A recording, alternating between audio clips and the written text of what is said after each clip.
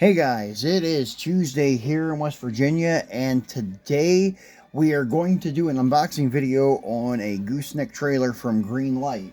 I've had these trailers in the past in the Hitch and Tow series when they were first launched back in, I don't know, 2018, 2019, something like that. Maybe even it could have been 2017. But I remember when they first started appearing in the Hitch and Tow, and now they started selling them separately over the past couple of years. So I decided to go ahead and pick one up from Diecast because their prices are super reasonable on these things. They're only $8 a pop. Even the Chase ones, they only want 12 bucks. I think it was 12 or 15 bucks for a Chase one, which is really, really good if you're into the Chase stuff. But yeah, I ended up getting one. But after I received it, it's not as long as the one I had in the past. So there's two different lengths of them, as I can see now. Because the one that I had in the past that came with a Dodge truck had enough space to put two mid-sized cars on the back of it. This one, you can run a piece of large equipment, another large pickup truck, or a car with a lot of space left over. So this is the trailer I'm talking about. This guy here in the package. Let's flip this up a little. So anyways, that's why I have all these dualies out here too. I brought out the stock ride height M2 Chevy dually, and then one of the Dodge Rams from the Dually Drivers series from Greenlight, and an Ertl dually. I ended up picking one of those up a few months back at Tractor Supply. I think we did a video on it too. But anyways, here is the gooseneck, and we're gonna go ahead and get this opened up. I've already started to open it and it destroyed the box, so I decided that I would go ahead and make a video on it now. So anyways, guys, we're going to see how the setup works on it best. I had to pause it for a minute because of my dog barking. Yeah, this thing's like really in there, this tab. So anyways, yeah, so I knew I was going to mangle the box. That's why I wanted to go ahead and do a video on it. I was going to do a Truckin' Tuesday because I got the new diorama of the Dodge Power Wagon, the Macho Power Wagon from Diecast, but the same thing that happened to my pink one, the wheel opening is really funky looking on the back of the truck, so I'm gonna have to send it back. M2 is gonna have to fix their mold for the Dodge truck. So anyways, here is the trailer and its clamshell, and on the back of the package I'll show you like what the features are. It includes a height adjustable gooseneck, so it fits any ride height truck. And then a functional kickstand, and it also includes the receiver part to add to your pickup, which is kind of cool. It doesn't say anything about that on the box, but you can see that it is included right here. And here are the small ramps for the gooseneck style trailer. So let's go ahead and pull the first part of this clamshell off and get this out. So the Dually Driver series, a lot of those trucks come with the post receiver. The Ertls are set up for a male end type of hitch on the gooseneck. Now the ones from Greenlight have a female end, and the receiver in the truck is the male piece. So that makes a little bit of a difference. So that receiver is here, and it is made of plastic. And then you can just drop that in the bed of your truck. Here, in this one, it fits perfectly. Now, in the M2s, it's going to be a little bit odd to try to finagle it in here. I mean, even as wide as their tubs are, you kind of have to put it sideways like that, which still would work. I mean, I guess it would be functional. Let's move the yellow Mopar out of the way. So we know the Ertl one is not going to work. But you probably could do what I did on the Chevy. The Chevy OBS dually that's made by Hot Wheels. It's a beautiful piece, and it has that opening tonneau cover, and it has a female receiver in the back of it. What I used, and it worked perfect on this trailer, is your standard toothpick, and I'll show you that.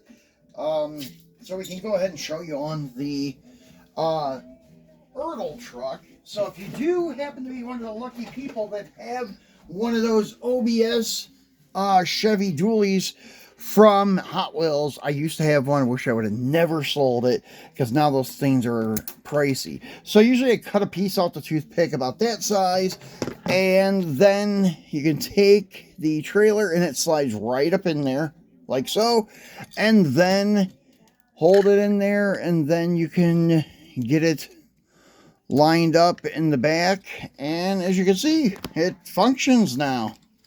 Voila. So, and there it is.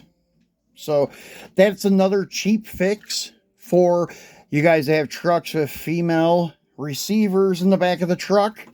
That can work. Or if you can remove your receiver, you can use the one included with the trailer, which was pretty sweet. I did not know they were going to do that until after I got it and seen. I was like, wow, they give you the receiver too. That's awesome. So anyways, we can put it right here on our Chevy dually, and that works out great. It is still pitched at an angle here, so what we can do is adjust this thing. I just got to figure out how to do it.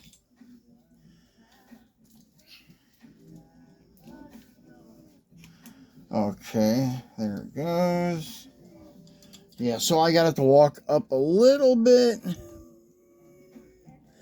and then I put this at a different pitch.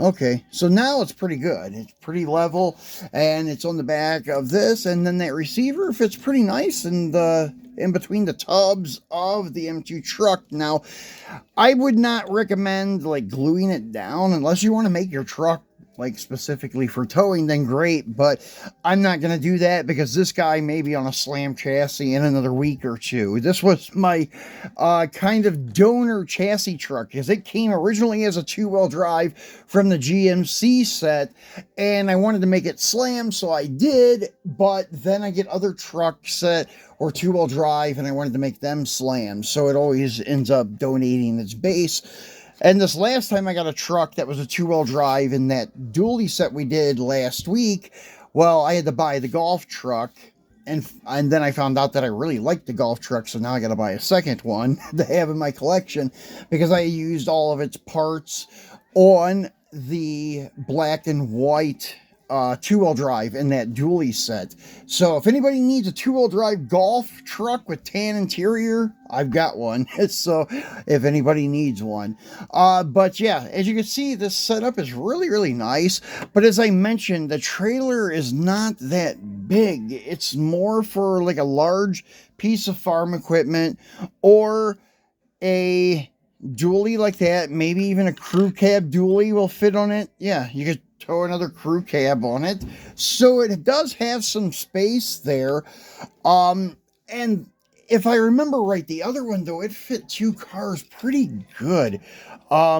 There's a Nova, and here's another Nova, and I think you could probably catch that second Nova with the ramps. Actually, you don't even need the ramps to catch it, but it does hang back there a lot, so that looks pretty cool. The Chevy dually towing the two old Novas, not bad. So there are some cars you can get two on there. Maybe that's what I'm thinking of, but I just remember both cars fitting on the wood part. I'm sure there's two lengths to these trailers, but I may be mistaken. So that's it, guys. Just wanted to show that to you, and such, how this works and stuff. And then, you know, you can put it in this truck here without any problem. And this one works because this is more realistic with the way the tubs are designed. On a dually, you don't have any tubs on the inside of the truck. It would be the tub is the flared fender. If anything, it's just a little tiny bulge on the inside. Not like these guys. These have full pro mod, pro stock style tubs with a raised channeled bed floor for the C-notch frames. So not the hauler friendly type of bed. And unfortunately, they use that type of bed on all of their setups, being four-wheel drive, two-wheel drive, or slammed. You get that same channeled and tubbed bed. But it's still cool because I like slammed or four-wheel drive. So if they made it where it was just a standard two-wheel drive style bed or four-wheel drive bed, I would only be able to use them in my four-wheel drive truck. So I kind of like it that they made the bed universal on all their dualies. I just wish they would get their casting mold fixed for the Dodge trucks, because it's going to get to the point where I stop collecting the Dodge trucks, and that would be a shame because I have so many of them. But yeah, the mold is really putting out some ugly rear wheel openings. I can actually show you guys the truck that I'm talking about. I got a second one. I have not opened it yet because J-Car is trying to help me out with either a partial refund or just return it. But look at how bad the wheel opening is on the back. It's all choppy and it looks radiused. It's not straight across. That's how it should look, exactly like the front, and it's bad. It's not excess paint either. It's the casting is bad, so they're gonna have to fix that. Well, anyways, guys, that's it for today. We'll be back tomorrow for a wheel swap Wednesday. We have a bourbon that we're doing some wheel swaps on, and we'll take a look at that tomorrow. So thanks for watching, guys, and enjoy the rest of your Tuesday.